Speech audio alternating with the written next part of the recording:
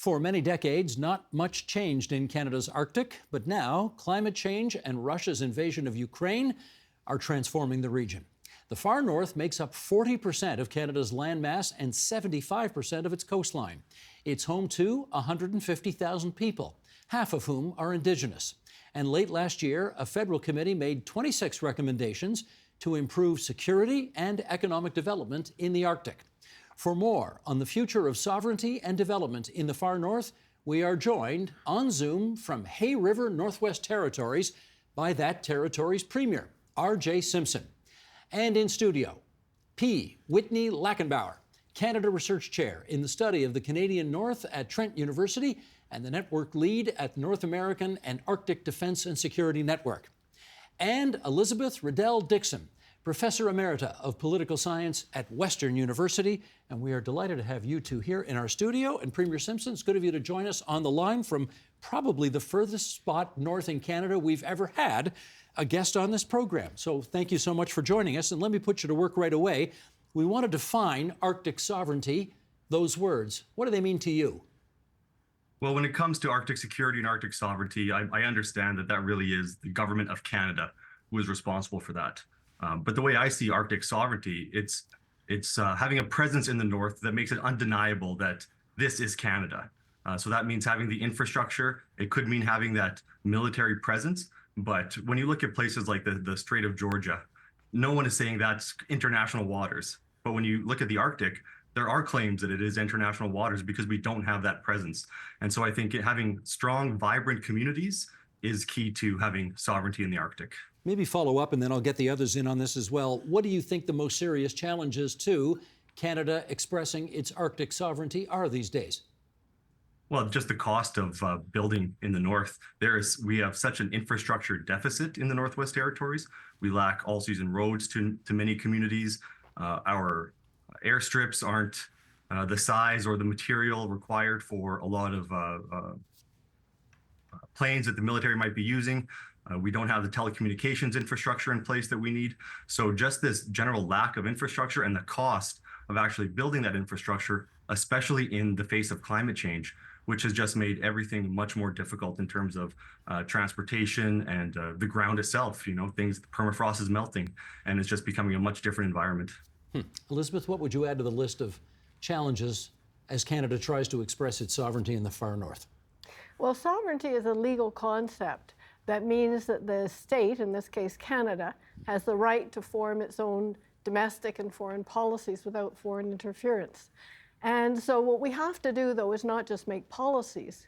We actually have to exercise that sovereignty. Are we doing that? Not enough. And so even in recent government documents, you see they talk about the need to do a lot more in terms of boosting up our military preparedness, but also in terms of seeing to the economic and social and cultural well-being of our people, to promote sustainable development and to protect our environment.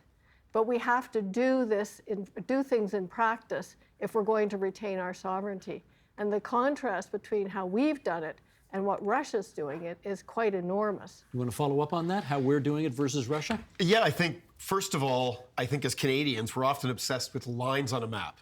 When I think sovereignty, it's, as Elizabeth just said, the internationally recognized right to control activities in a given area, a given jurisdiction.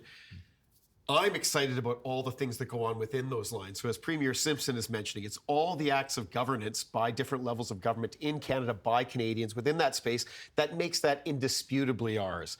So I think about the right for us to make decisions for ourselves, for Northerners to make decisions about what their desired future is and destiny is for themselves and for our country, the right to make sure that that's protected. So when I think about some of the pressures that we're facing all across Canada, including in the north, with interference in our democratic systems, with disinformation, misinformation, with certain dual-use activities or types of gathering by adversaries. This is the kind of stuff that to me says there's imperative that we just take more attention. So I'm perhaps not concerned that our sovereignty is going to slip away or melt away with the ice as it deteriorates. But I think we do need to show more attentiveness and make those kind of strategic investments that the Premier is alluding to. I should get the Premier on that as well. Do you think the current government of Canada, or for that matter, any government of Canada, has adequately expressed and enforced our sovereignty in the far north? Well, again, I don't want to speak to what the federal government is doing or what they're not doing in the eyes of the international community, but it's pretty clear that we do lack that type of infrastructure that was just mentioned that really displays that sovereignty to the world so that the world recognizes that the Arctic is part of Canada.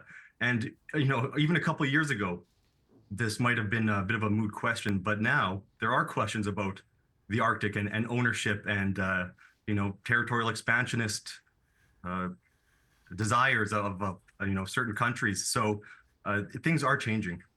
How have things changed, and Premier, I'll get you to follow up on this, since the invasion by Russia of Ukraine? How's it different now? Well, you definitely see the increased attention on the Arctic. I think that Russia's invasion of Ukraine probably is taking a lot of their resources, and so we're not worried necessarily about Russia coming over the North Pole into Canada. But I have noticed the attention on the North in terms of the infrastructure available, the military presence, and the resources of the North, namely critical minerals that are required for things like advanced computing, defense technology, and the like. There's a large focus on that now. Whitney, do you see evidence that the Russians are less capable of being mischievous in the North in what we consider to be our waters since the Ukraine war? So I wouldn't say less mischievous in our waters, because I don't think that's really their prerogative. I think Russia's obsession, if we look at the Arctic through their lens, is protecting their strategic deterrence. So they have a massive amount of investment in their northern fleet based in the Arctic on the Kola Peninsula. Unlike our Arctic ports or waters, these are actually ice open all year round, and they're mainly about getting that deterrent out into the North Atlantic. So I'm not sure that Russia has covetous designs on its Arctic. I think a lot of its focus is on us staying out of their Arctic, but they're using it as a form of leverage or pressure or coercion as part of their overall global plan. So what worries me is not that we're going to see conflict emanating from Arctic tensions or dynamics. It's actually the spillover. So what we've seen is a chill coming from Russia's brutal, unprovoked invasion of Ukraine in February of 2022, meaning that a lot of these governance systems that we've put a lot of faith in, the Arctic Council and others, have felt the strains. So this notion that we can treat the Arctic as if it's inherently insulated from the pressures of the world, I think has really disappeared since 2022. So we are facing new questions about how do we engage with outright competitors, if not adversaries, when it's not the region itself that's going to cause the conflict, but that this competition is spilling over into it. I'm going to pursue that more in a moment, but I need a good university professor to tell me what Arctic exceptionalism is. What does that term mean? Arctic exceptionalism is what Whitney was referring to prior to March 22. And that was the idea that the Arctic is a region of cooperation and peaceful relations, an area that's isolated from the conflicts that are prevalent in many other parts of the world. Has that ever been true? Actually, it was to a large extent in terms of how they got on in the Arctic Council. Now, that was just dealing with issues of sustainable development and environmental protection. But also, if you look at all 8 Arctic countries were adhering to the International Law of the Sea Convention. And so it was peaceful and orderly. But of course, after the invasion, then relations were severed with Russia. And it's sad that the Arctic Council is no longer functioning as it did. That immediately the other Arctic 7 countries said that they were going to cease operations of the Arctic Council, and then a few months later they decide, well, they would continue operations on projects that didn't involve Russia. But the Arctic Council is the premier body we have, multilateral body for negotiating Arctic cooperation. And it's also the leading organization for exemplifying how you have permanent participants or Indigenous peoples right at the table participating fully in the work of the Arctic Council. So the fact that it is no longer functioning as effectively is serious. You mentioned 8 countries, and that will come as news to some people. So we happen to have a handy map here. Sheldon, top of page 2, please. Let's bring up this map of the Arctic. It includes all the nations that border the region. So we're talking Canada, Denmark, Finland, Iceland, Norway, Russia, Sweden, and the United States. And for those listening on podcast, I'll just describe what we're seeing here. There's a red line east to west goes through the map, and that is the Northwest Passage, which is obviously incredibly significant in a global context. And I'm going to get Premier Simpson to tell us why the Northwest Passage is so important to that part of the world. Go ahead. Well, the Northwest Passage is a shortcut for shipping, essentially. There's not a lot of ways to get around North and South America. And the Northwest Passage is one of those ways to go from basically Asia to Europe in a much timelier fashion once it is passable. So right now, it's still not a journey that's easily made. Can I ask a bit of an odd follow-up, which is, are there people in your neck of the woods that are, I don't want to say cheering on climate change, but who are understanding that if climate change becomes more serious, that's going to be an even more important part of the world because it won't freeze up part of the year, and it will be potentially be more important as a shipping channel for people who live where you do? Yeah, I wouldn't say anybody is cheering on climate change here in the north. We are warming 4 times faster than the global average, and we're seeing the effects of that. So last year rather, I was evacuated. My entire town was evacuated twice for 2 months out of the year. The year before that, we were evacuated. So last year was wildfires. The year before that was floods.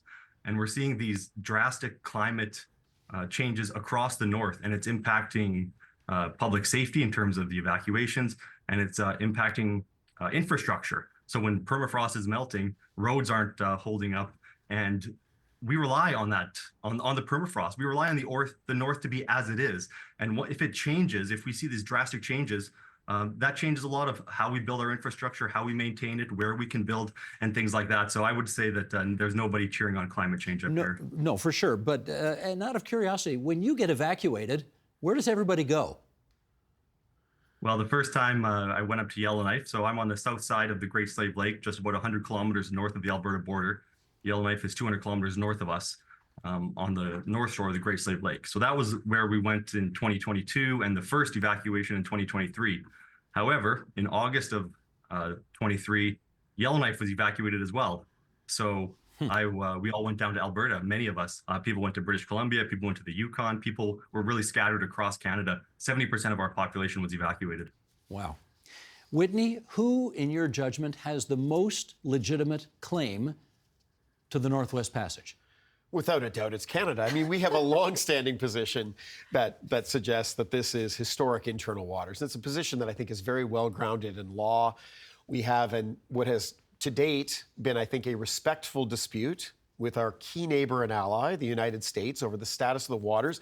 Now, they're not claiming rival ownership over the Northwest Passage. I think sometimes people get sensational ideas as if they're challenging that this is part of Canada. What they're saying is it's a directions of water or connections of salt water connecting 2 oceans, the Atlantic, Pacific, or Atlantic. They say there's a right for ships to have uninterrupted transit passage through those waters going through. You're not allowed to stop. You're not allowed to do anything through there. Be like the equivalent to somebody walking through your backyard and saying they have the right to pass through it. Doesn't mean they own your backyard, but they're saying that they have the right to do this. In 1988, we reached a cooperation agreement with the United States in which we agreed to put aside this legal difference and behave with respect without neither validating nor repudiating either side's legal position, that we'd cooperate in an amicable way. We've done it ever since. So I look at the Northwest Passage. I think we sometimes get caught up in our own hype that climate change also means that in the short to medium term, the northern sea route north of Russia is probably the most likely route to become more accessible. Still quite treacherous. You're still paying insurance premiums, a lot of uncertainty. It's going to ironically be followed probably by the Central Arctic Ocean. And as the Central Arctic Ocean flushes out all of that multi-year ice, because of the currents in the Arctic Ocean, a lot of that gets pushed between Canada's Arctic islands. So I'm suggesting that when we talk about the Arctic becoming more accessible, we need to be really clear. Which Arctic are we talking about? And I don't see the Northwest Passage being a major navigation route, say, replacing the Panama Canal. And especially when we have President Trump putting all that emphasis on the Panama Canal right now, I think it tells us about where it fits in the overall pecking order. If it's so obvious, Elizabeth, that the Northwest Passage is ours, why are the Americans and the Chinese giving us such a hard time about it? Well, I would like to say it's ours too, but there are, I mean, maybe I could just step back for 1 second, because when people ask me about the Northwest Passage, they all often conflate who owns the resources with the right of transit, which is what Whitney was talking about. There's no debate about who owns the resources. They're Canadian. Canada owns the living and the non-living resources in the Northwest Passage. The question is, under what conditions can foreign ships sail through the Northwest Passage? And as Whitney was mentioning, we have very different position from that of the United States. And I think there are weaknesses on both sides. The major problem for Canada is that the United States, the European Union, China, Japan, among some others, don't accept that this is internal waters. And if it's internal waters, we have complete sovereignty, and we can say who comes in and under what conditions. But the US side also has a weakness in that it's easy to argue that there has just not been enough transit through the Northwest Passage to establish a customary norm. But sadly, time is probably not on our side, because we're having more transits. In fact, since 1990 to 2021, the number of transits tripled, and this is likely to continue. And so if we have more transits over time, especially if they don't ask Canadian consent, then one could argue that a customary norm develops. But at the moment, I completely agree with Whitney that this is not a passage that's going to be used anytime soon for a lot of transit, because there are just too many problems, too expensive, too dangerous. Follow up? Yeah, quick one. I mean, Russia, I don't think, is anxious to undermine Canada's sovereignty position, because they use it as an analogy to their Northern Sea route, which they claim to be subject to their jurisdiction. Now, actually, our legal positions are not that similar. The Russian position is much more egregious in terms of what they're claiming and things. Same with China. They've been conspicuously silent on their statement. And when they have had research vessels, the Zhuilong, sail through Canadian waters, they have gone through the permitting process. So again, there's sometimes ambiguity about what their ultimate designs are. But so far, I don't see Russia and China as primary challengers to Canada's sovereignty position as it stands. I think this is us looking at potential futures and worrying about our position and its ability to withstand those kind of challenges. But I think to date, it's largely been with the United States. And it's one, as I mentioned, that's been managed in quite an amicable way, at least to date.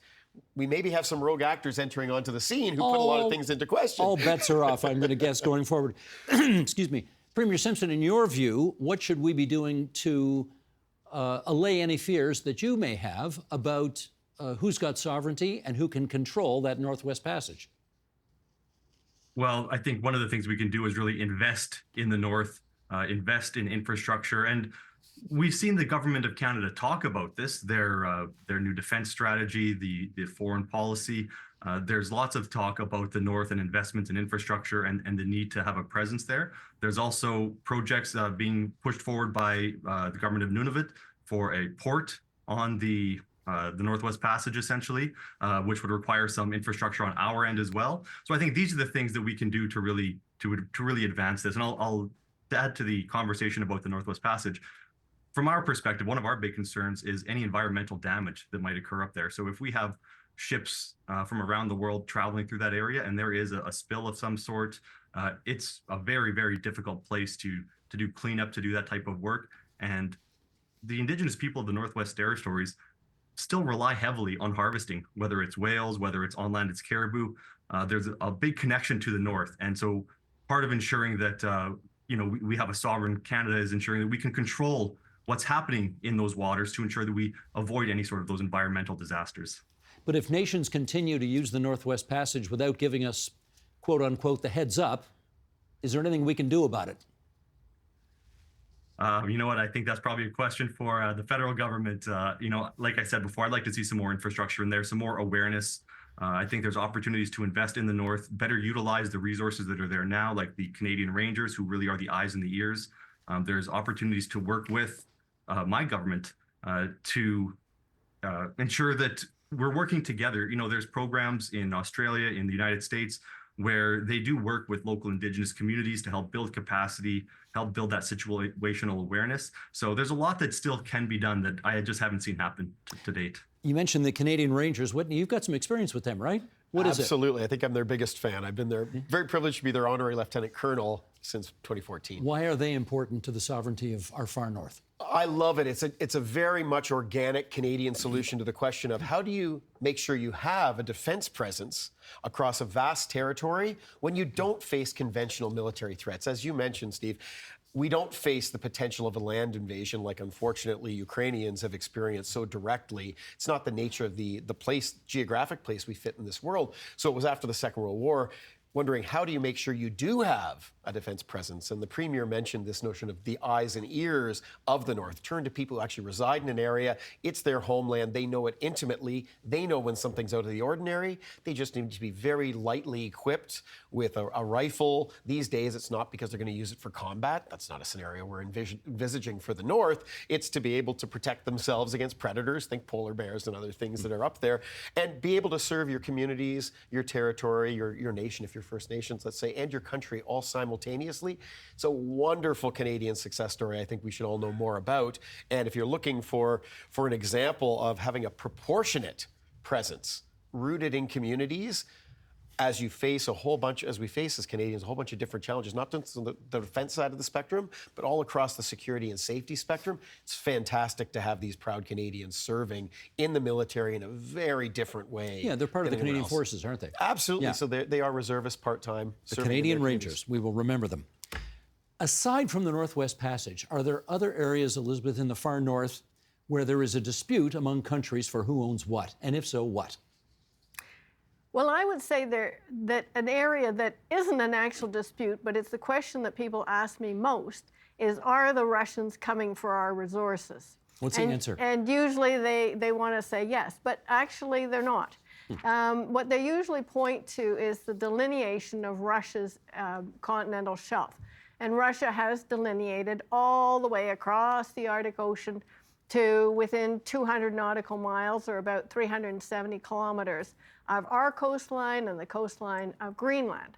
However, we have to say that Canada and Denmark did exactly the same thing. They delineated all the way across the Arctic Ocean to within 370 kilometers of Russia's coastline.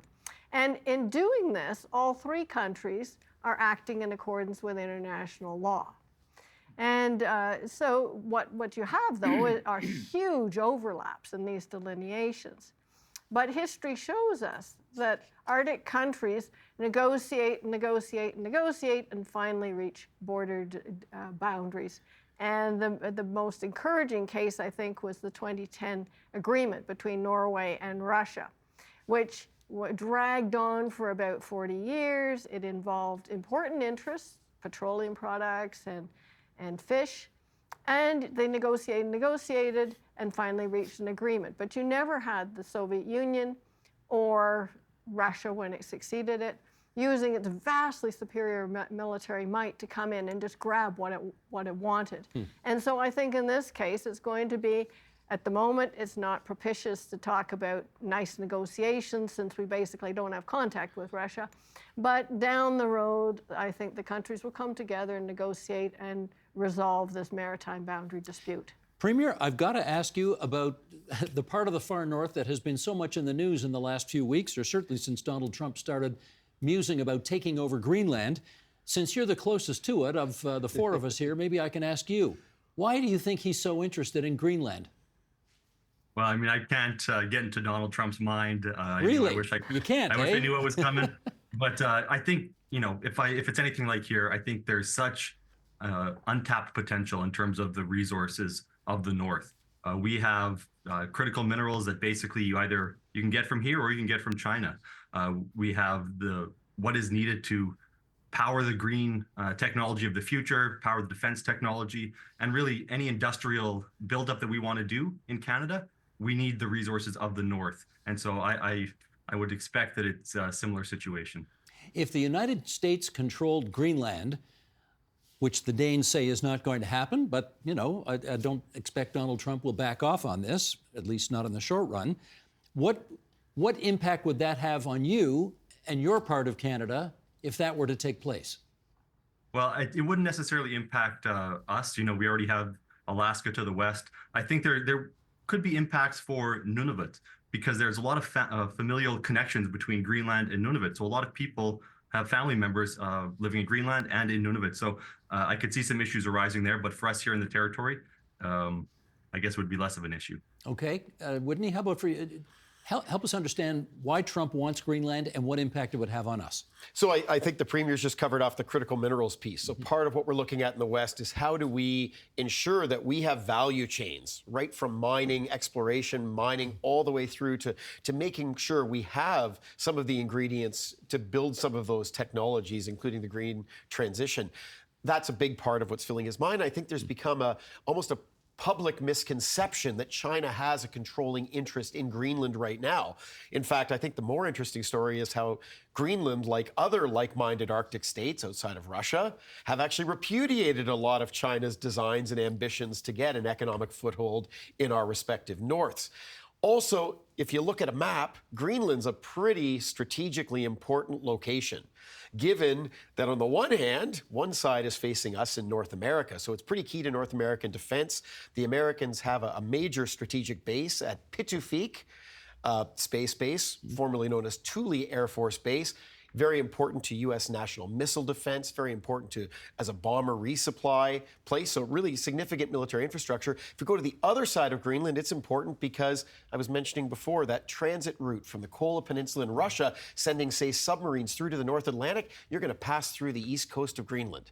So whoever controls Greenland and that east coast has a lot of opportunities for surveillance or interdiction in that space. So I'm sure that when President Trump looks at a map, he says, this is really important to us. How do I make sure that we control it?